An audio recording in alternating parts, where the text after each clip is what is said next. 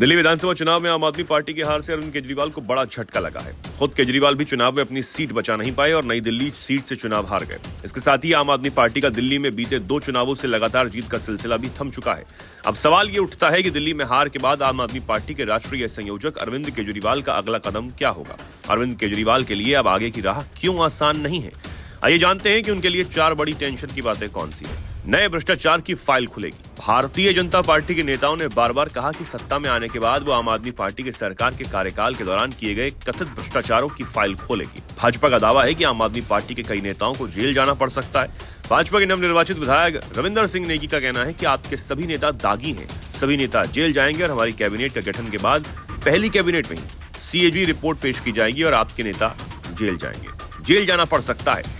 आम आदमी पार्टी के राष्ट्रीय संयोजक अरविंद केजरीवाल कथित दिल्ली शराब घोटाला मामले में जमानत पर बाहर है। जमानत पर बाहर आने के बाद केजरीवाल ने मुख्यमंत्री पद से इस्तीफा दे दिया था।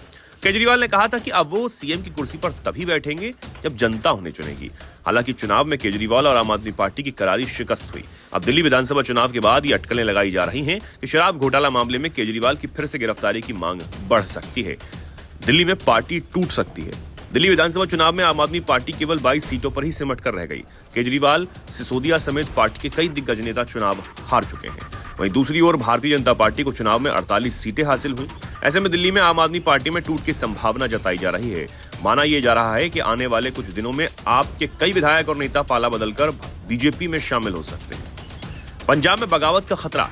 दिल्ली विधानसभा चुनाव में हार आम आदमी पार्टी के लिए एक बड़ा झटका है। ऐसा इसलिए भी है, दिल्ली को अब तक आम आदमी पार्टी का गढ़ माना जा रहा था।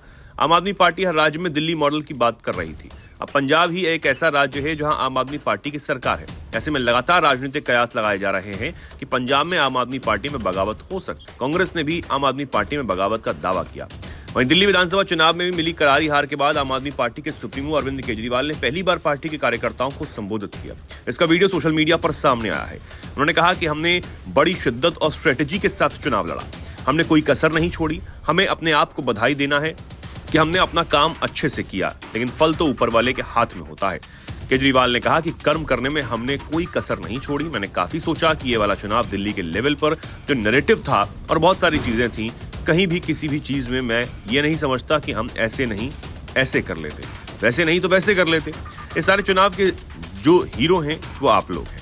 आप लोगों ने बहुत बर्दाश्त किया।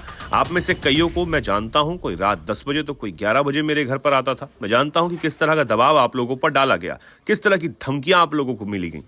लेकिन आप लोग गुंडे नहीं हैं जैसा दूसरी पार्टियों में होता है। आप सभी आम लोग हैं।